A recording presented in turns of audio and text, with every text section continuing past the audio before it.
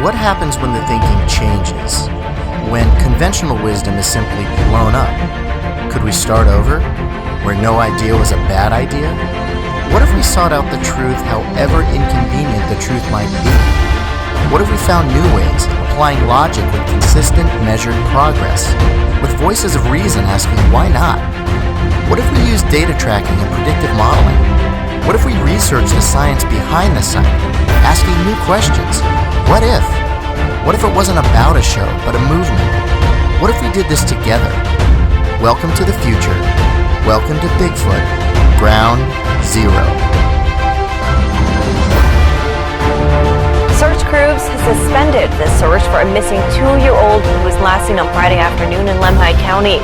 His family was camping at the Timber Creek campground in the Salmon Chalice National Forest. The family reported him missing around 2 o'clock this afternoon, and crews immediately searched surrounding areas. An Amber Alert was not issued because of the time frame. Search and rescue crews have conducted searches on the ground and from the air. Divers, horses, and dogs are all helping in the search. The Lemhi County Sheriff's Office says even though it's not an Amber Alert, it's being taken very seriously.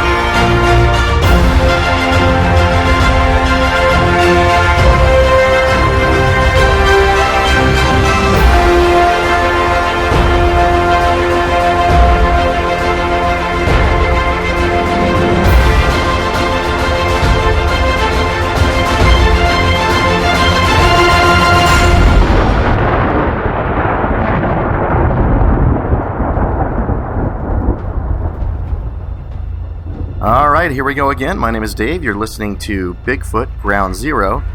And tonight's episode is going to be a good time. We had the opportunity to actually sit down and talk with David Ellis. Now, a lot of you know who David is. He is a core member of a group called the Olympic Project up in Washington. And, you know, I've been doing a lot of reading about these guys. I've kind of followed them a little bit. But the more I found out about them, the more I kind of liked the way that they approach the subject of Sasquatch and how they really objectively take a look at everything surrounding the possibility of this thing existing. Now, in our minds, we've come to the conclusion that this is the case, that Bigfoot exists. But what I like about this group is, and you'll hear David talk about this, he talks about the what happens next. And I've not heard any research group talk about this, but this is what these folks are kind of striving for. And it would appear that even if they're not the first to prove the existence of Sasquatch, they already have positioned themselves based on research and planning and everything that goes along with it, what to do when that event happens, which I'm sure it will at some point. You're going to find out a lot of other things about David. He's very pragmatic.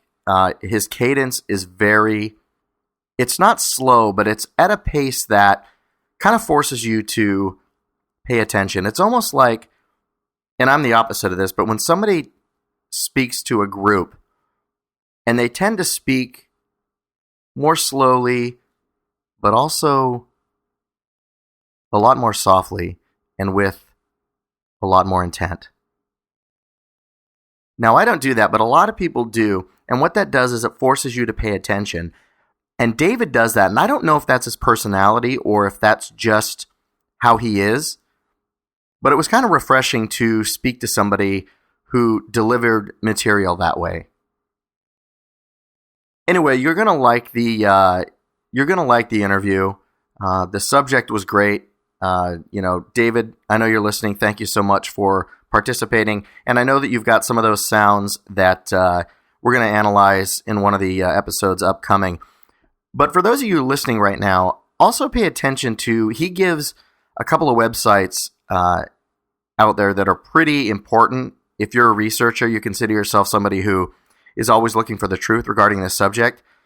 Pay attention to those websites. Go to them. Do your research. It's not like you have to go to a library and use the old Dewey Decimal System like we had to when we were kids. But point and click. Go to these websites. Check out some of the sounds. And you'll be amazed at what's out there and what you can compare and kind of figure out what's close to what you would consider a Bigfoot sound and what isn't. And you'd also be surprised at some of the animals that are making these sounds that clearly are not Bigfoot, and some of these animals that might surprise you and fool you in nature. All right, now, you've been a listener to the show. If you're not a listener to the show, if this is the first time, we try to have a little bit of fun here and there. And there's a video going around YouTube right now about a lady who had an encounter with a bear, and the bear eats her kayak. Well, it doesn't eat it all the way. He just kind of gnaws at it, puts some holes in it, pulls the seed out of it. Now, this situation isn't funny if it's happening at the time, but I guarantee you this lady at some point will look back at the film that she got and laugh once her kayak is fixed, and she'll look at it and say, it's one of those experiences that you can laugh around the campfire afterwards. But at the time, it wasn't really funny, but it was funny to me. I know that sounds terrible, but have you ever seen something, and it's not somebody's total misery, but when somebody falls down or something like that happens, and you kind of give a little giggle or you cover your mouth because for some reason you thought it was funny, even though it was kind of serious at the time. But I just want to put a little bit of a light spin on this. And the full video was about 4 minutes long. What I did was I cut it down to the juicy parts. And anyway, listen for yourself. On the back end of this, we will go ahead and do the interview with David Ellis.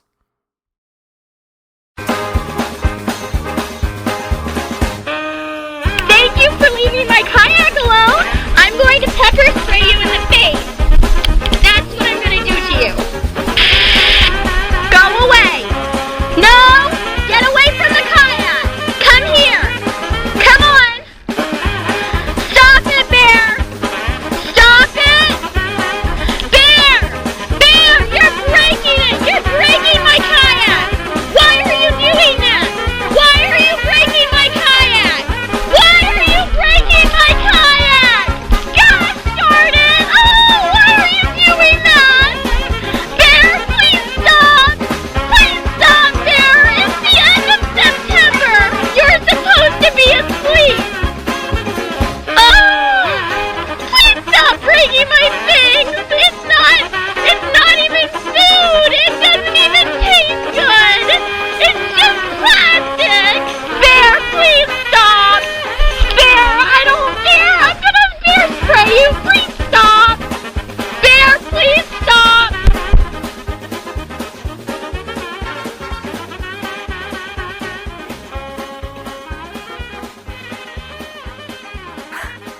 I can't. I don't even know where to go with that. The first time I heard that and was watching it on YouTube, I immediately thought of the Benny Hill theme song as the backdrop to that. I know that's sick, but that's just what came to mind, so I went with it. And I love the fact that she tells the bear, she says, "Thank you for not eating my boat. I'm going to pepper spray you in the face. That's what I'm going to do to you." And then, if you watch this video, after the bear hears that, he just goes back and starts eating the boat. And then she tells the bear to come back. I mean, I don't know who's crazier, this lady or the bear. If I was the bear after this, listening to that, I would have put a claw in my own brain, I swear to you. Probably one of the funniest things I've seen on YouTube in a long time. Anyway, let's go ahead and talk to David Ellis. Enjoy the interview. I hope you like it, and we will, as always, talk on the back end. Thanks so much.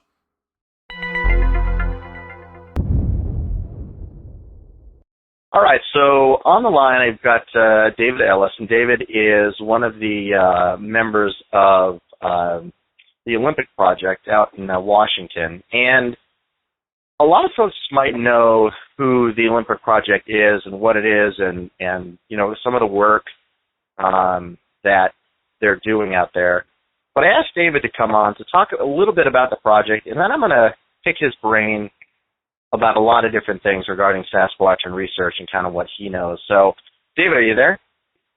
I am here. Hello, David.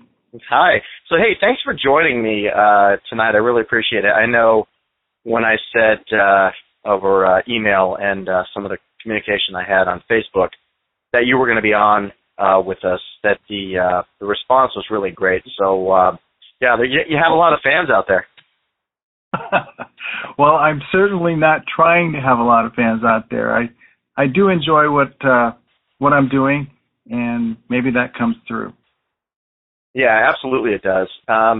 So let's go back, if you don't mind, to the origins of the Olympic Project. A lot of people, what I'm finding on these podcasts, they're finding me for the first time. They're new to the subject. Can you kind of backtrack and walk us forward as far as how it all got started and kind of where you are today? Sure. It was started by Rich Germeau and Derek Randalls, and I'm sure most everybody knows who Derek Randalls is. Yes. He's one of the original founders of the group.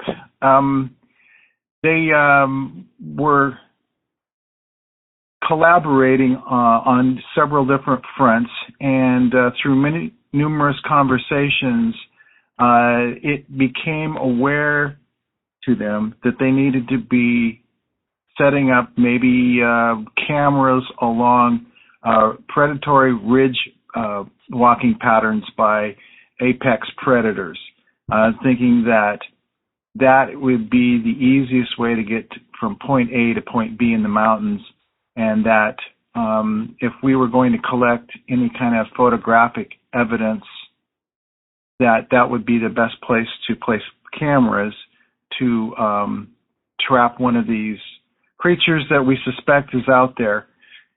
And so that's kind of how the group got started. They were backed by Wally Hersom, who's also an Olympic Project member, who sent or funded numerous trail camera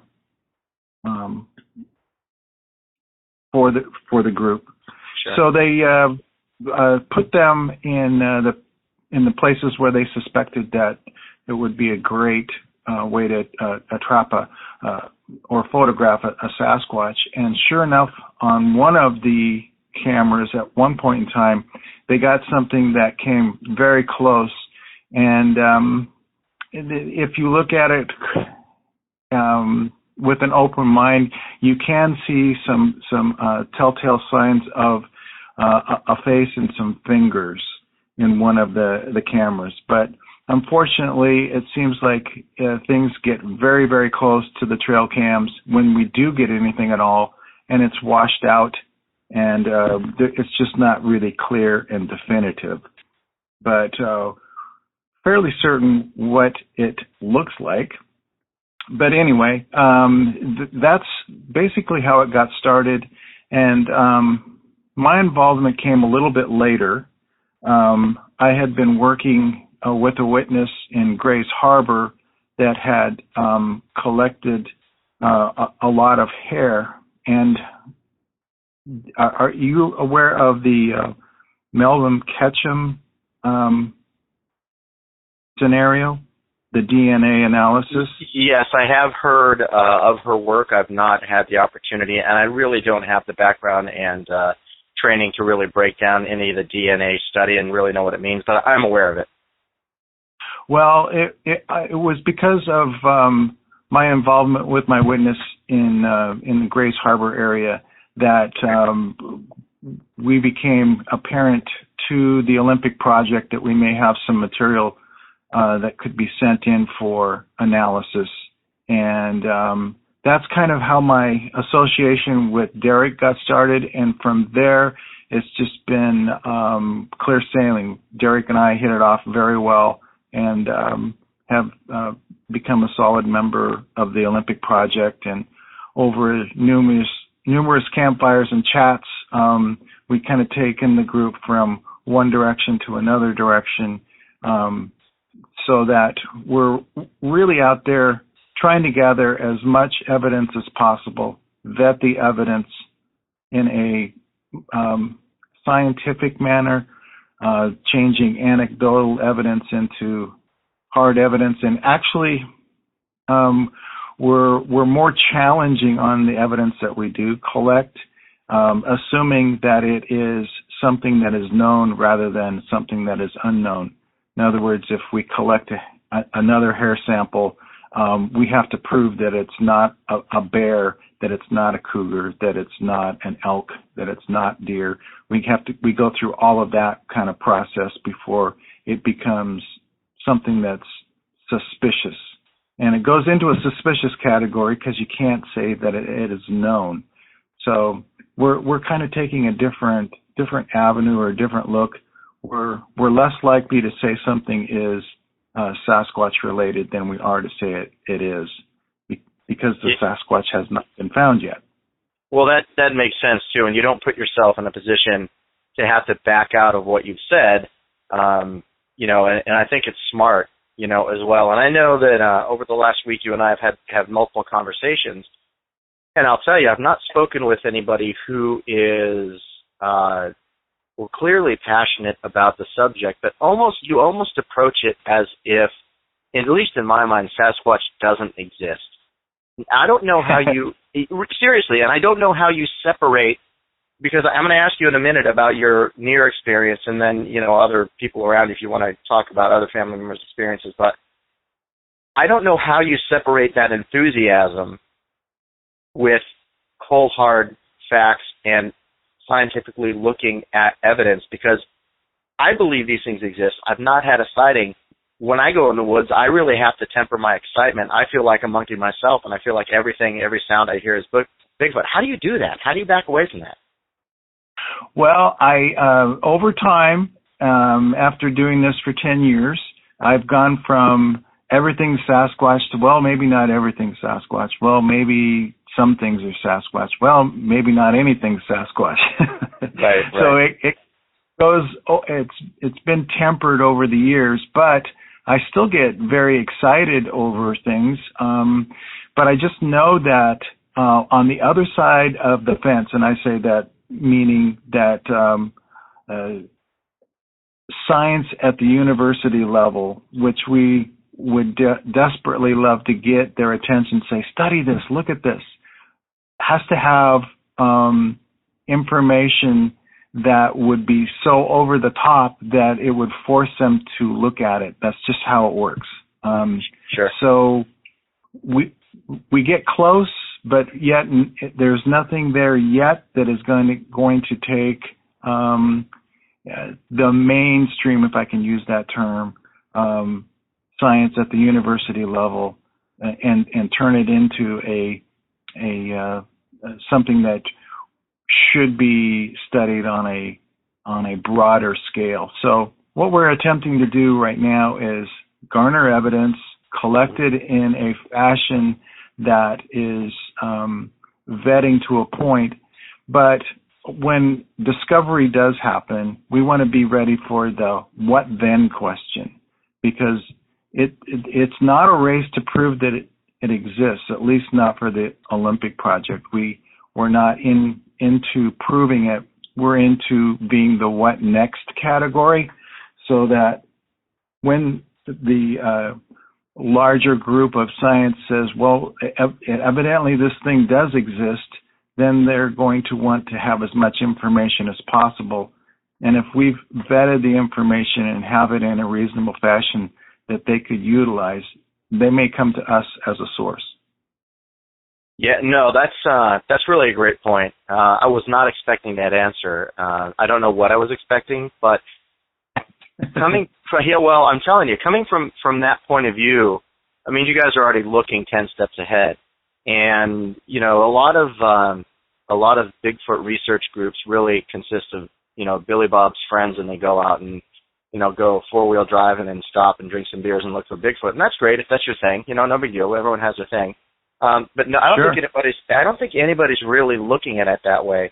Side note, do you ever feel like staying on a dirt road and just hanging out in a lawn chair, you're just as likely to see a Squatch go by as you are out in the woods? Well, don't laugh. I've done it. I believe it. I mean, I've heard some people tell me, look, based on these sightings, you're just as likely on the side of a road as you are going into the mountains. But I mean, I'm being a little facetious here. But one of the situations that I was involved in was a witness that I was working with, my wife and myself. We went to this rock pit, and I was facing one direction, the witness was facing another, and my wife was facing a third.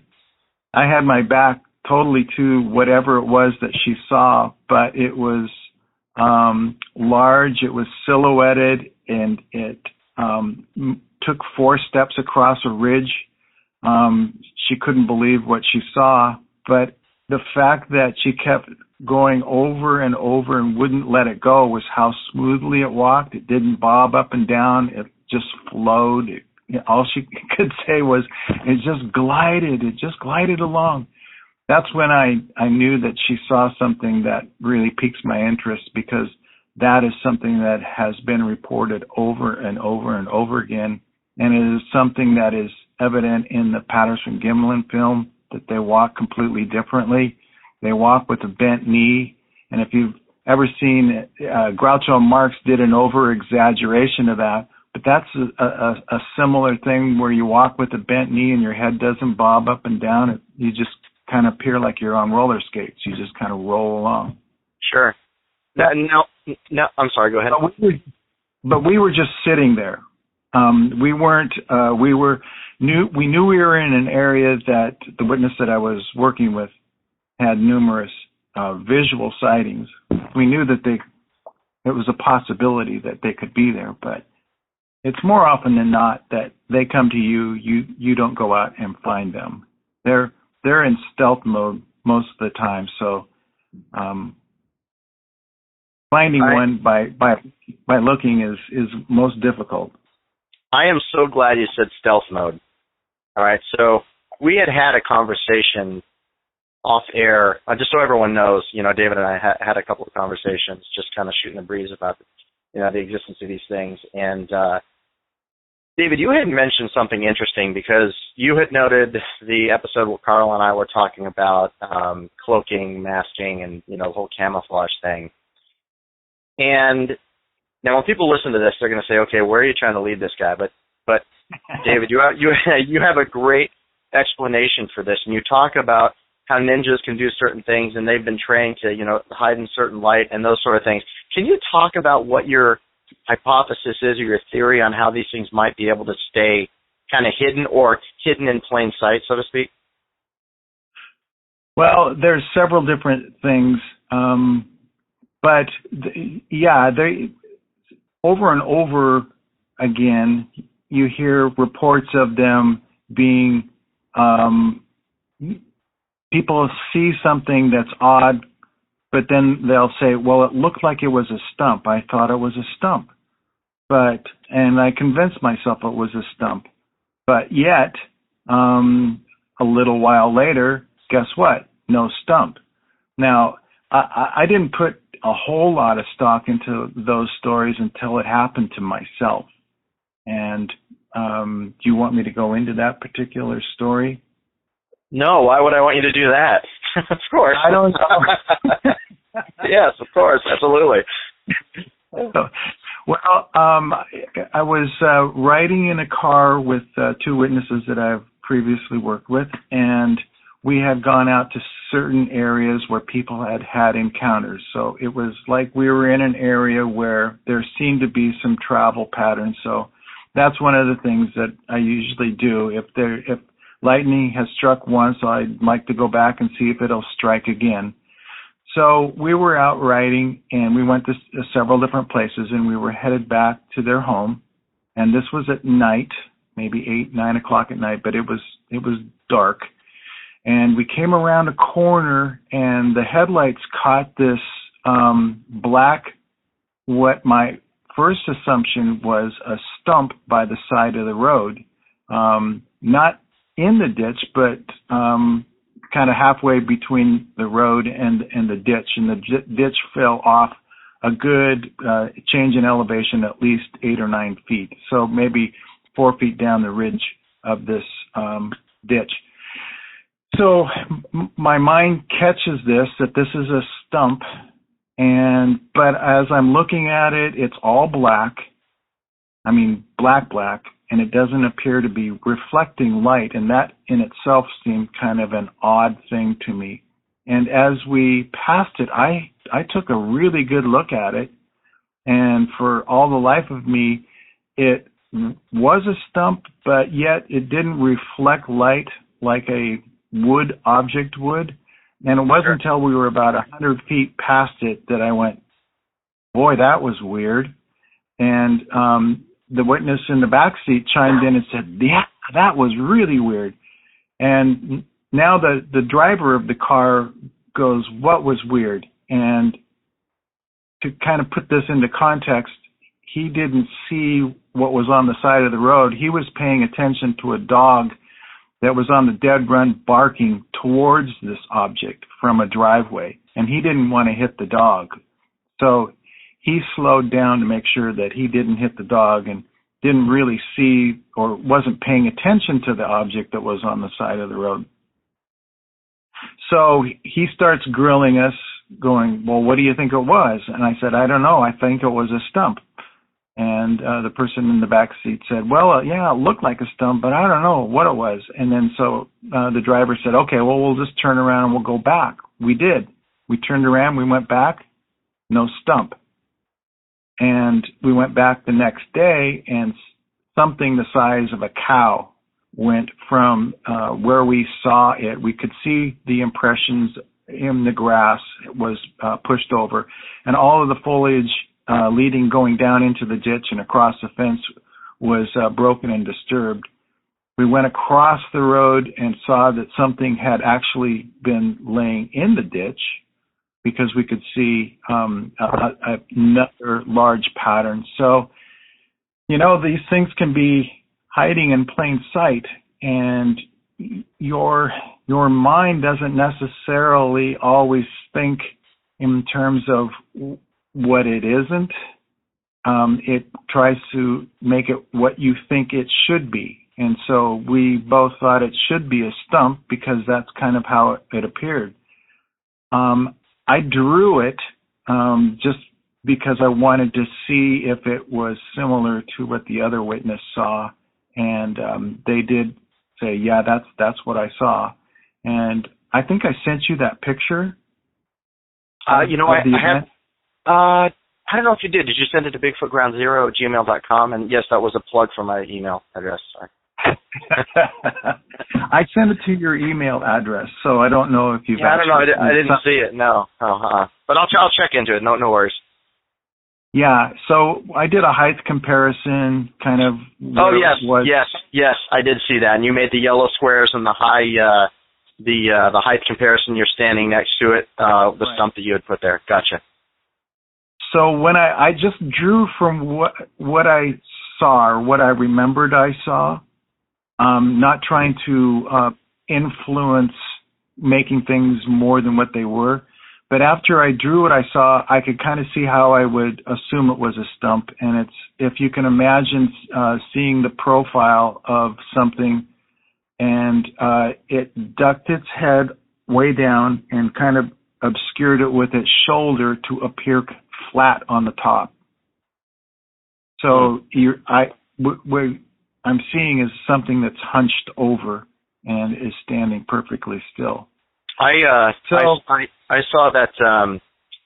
I've read those accounts, which is interesting. If you put a couple of things together, there's a book called Renko Sasquatch that Robert Alley did. I don't know if you've read the book or not, but it's parts of it. Yeah, really similar accounts. There's a couple that I've read. So anyway, I just had to interject that. Go ahead. So yeah, now the other part of some things that's interesting is that, you know, when we experience things, we're using all five of our senses, and it all goes through a filter, which is the human brain. So your experiences are related to things that you know and you understand. Speaking towards something that